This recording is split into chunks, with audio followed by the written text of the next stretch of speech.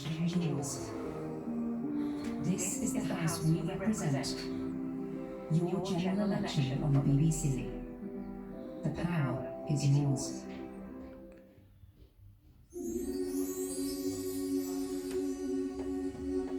The BBC News now on BBC One with Michelle Hussain. The final stretch. Campaigning intensifies with days to go to the general election. In the key battlegrounds, politicians have announced candidacy for every possible vote ahead of the country's decision on Thursday.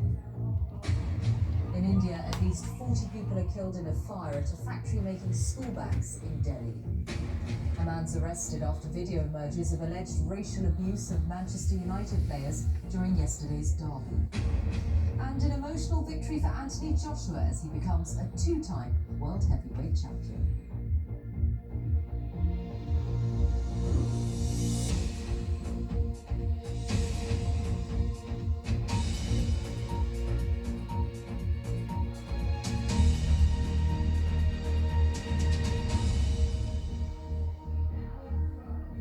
Good afternoon. With just 4 days to go till the general election, political leaders are spending the day on the campaign trail, emphasising their key messages.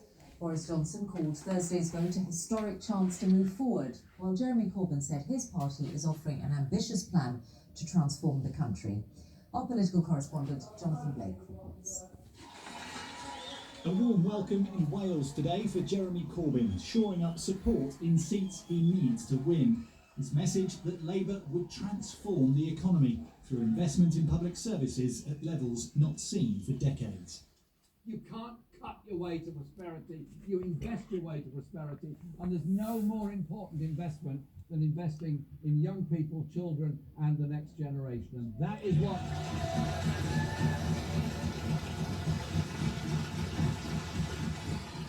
And that is what I want our Labour government to do. Boris Johnson and the Conservatives may be ahead in the polls, but it's still too close to call.